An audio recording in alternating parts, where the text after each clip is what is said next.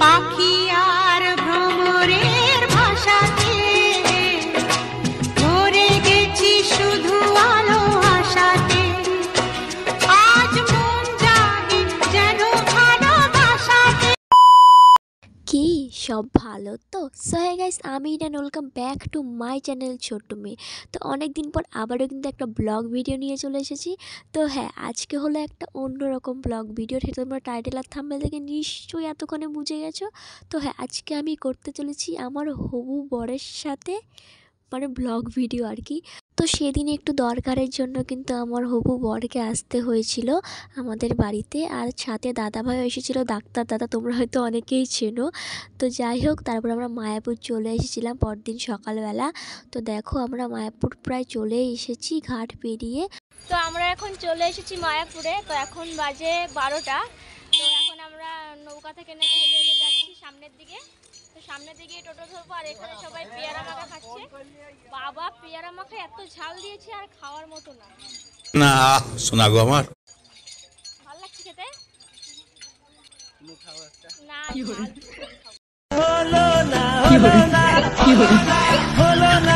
बड़ा हरामी हो बेटा। অনেক টেস্টি। তো চলো টোটোতে উঠে তারপর আবার কথা বলছি। ওকে। তো আমরা টোটোতে উঠে কিন্তু টোটো থেকে নেমেও গেছি, চলে এসেছি মায়াপুরের ভেতরে। তো দেখো, মেঘ চারপাশ দিয়ে একটু ঘুরছিলাম, বুঝতেই পারছো একটু ব্যস্ত আছি, পুরোটা দেখাতে পারছি না।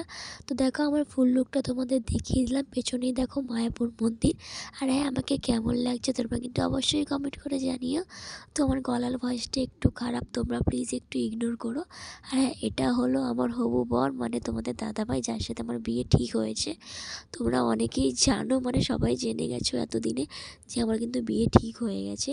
তো ডেটটা তোমাদের পরে জানাবো, অবশ্যই জানাবো। তো দেখো, তারপর তোমাদের দাদাভাইকে একটু বলছিলাম আমাকে একটু ভিডিও করে দিতে, তো তাই একটু করে দিচ্ছিল, আর আমি একটু প্রণাম করে নিচ্ছিলাম আর কি। দাদা, জীবনে ফার্স্ট টাইম মায়াপুর এসে তোমার কেমন লাগছে? সেকেন্ড টাইম ছিল ছোটবেলায় নাকি? শিশু ছিলে? কি করে বলো? তখন মনে নেই কিছু? মনে আছে? বড় বড় হামা ডাকতো, দাঁড়িয়ে থাকতো হামা। কি আরে বলুন কি? বড় বড় হামা ডাকতো, দাঁড়িয়ে থাকতো হামা। এখন এসে ভালো লাগছে? খুব সুন্দর, জাস্ট ওয়াও। রাশিয়ান গুলো just wow. Everything is parallel. Control. Single লাগলে বিয়ে করে নিতে নাকি? সুটিয়ে লাল করে দেবো, নোংরামি বার করে দেবো। আমার ভুল হয়েছে, ক্ষমা করে দেন। অনেক তো মজা হলো। তো তারপরে আমরা চলে এসেছি বাড়িতে আসার উদ্দেশ্যে। তো দেখো, আমরা লঞ্চে উঠে পড়েছি। এখানে আছে আমার দাদাভাই আর তোমাদের দাদাভাই, তো মানে আমার হবু বর আর কি। তো এখন আমরা বাড়ির দিকে রওনা দিয়েছি, অনেকটা চলে এসেছি প্রায়। তো তারপর তোমাদের দাদাভাইকে বললাম যে একটু ভিডিও করে দেওয়া। সত্যি কথা বলতে আমার ক্যামেরাম্যানটা কিন্তু খুব ভালো, একবার বলার পরে কিন্তু আমাকে ভিডিও করে দেয়, কোনো কিন্তু না করে না। তো যাই হোক, আমি একটু এখানে ভিডিও করছিলাম কারণ তোমাদেরকে একটু শেয়ার করব বলে। তো দেখো, সাইডে গঙ্গাটা ছিল আর ওয়েদারটা এত সুন্দর লাগছিল না, মানে দারুণ লাগছিল আর কি। তো আমরা এখন যাচ্ছি বিষ্ণুবিহার স্টেশনে। তো দেখো, কথা বলতে বলতে স্টেশনে পৌঁছিয়ে গেলাম। তো যাই হোক, অনেক ব্যস্ততার মাঝে আছি, তো ভিডিওটা এখানেই শেষ করছি আজকে।